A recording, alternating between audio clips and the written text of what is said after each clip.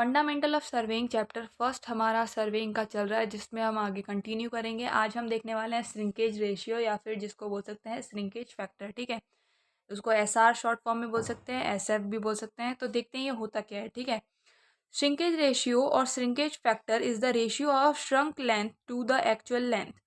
क्या कह रहा है कि मानो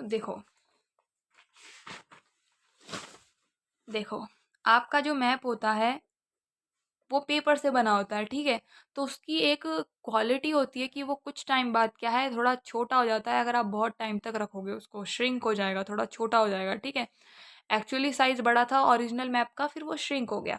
तो जो हमारा श्रिंकेज फैक्टर होता है, मान के चलो एक लाइन थी जब आपका ओरिजिनली मैप जब बड़ा था, ठीक ठाक था, जब आपका ओरिजिनली पेपर जो था वो ठीक था, तब आप मान लो ये 5 मीटर की लेंथ को रिप्रेजेंट करी थी ये छोटी लाइन। ठीक है, वहीं जब अब ये श्रिंक हो गया तो वो अब ये लाइन क्या है, छोटी हो गई, और ये अभी कितना एक्चुअली 4.9 को रिप्रेजेंट कर रही है। ठीक है, क्योंकि ये कुछ छोटी हो चुकी है, 4.9 मीटर को रिप्रेजेंट कर रही है। ठीक है, तो इसका मतलब है मैप क्या है, श्रिंक हो चुका है।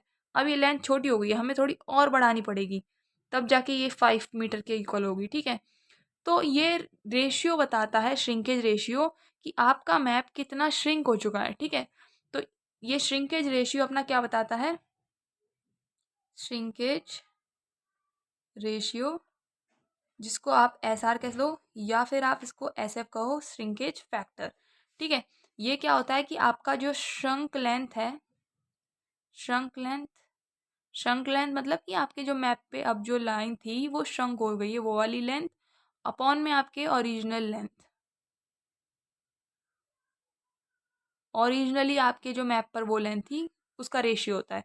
जैसे कि अभी मान के चले इस एग्जाम्पल के अकॉर्डिंग ये 4.9 है और ये 5 है। ठीक है, जब आप इसको सॉल्व करोगे तो आपको ये श्रिंकेज रेशियो बताएगा। ठीक है, तो ये क्या होता है, श्रिंकेज रेशियो और shrinkage factor shrunk length original length का रेशियो होता है। दूसरा फॉर्म में भी दे सकते हो कि shrunk scale to the original scale. ये बता रहा है कि जो आपका श्रिंकेज मैप है उसका स्केल अपॉन में जो आपका ओरिजिनल मैप है उसका स्केल, उन दोनों का रेशियो करोगे तो भी आपको क्या है, श्रिंकेज रेशियो या श्रिंकेज फैक्टर मिल जाएगा।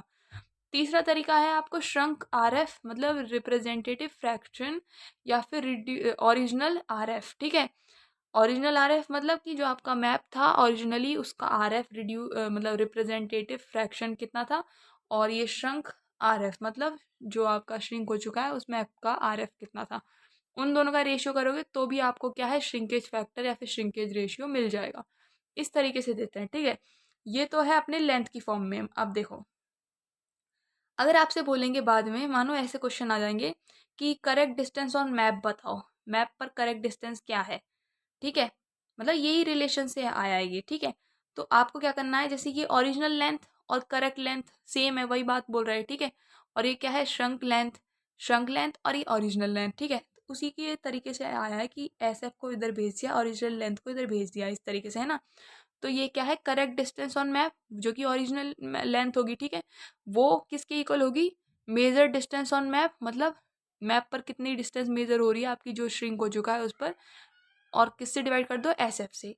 वहीं अगर ये बोलेगा कि करेक्ट एरिया बताओ ऑन मैप पे, करेक्ट एरिया क्या है, जब श्रिंक नहीं हुआ आपका मैप उस पे एरिया क्या था करेक्ट वाला, तो जो आपका एरिया आप जब मेजर कर रहे हो जब श्रिंक हो चुका है उसको किससे डिवाइड कर दो, एस एफ के स्क्वायर से।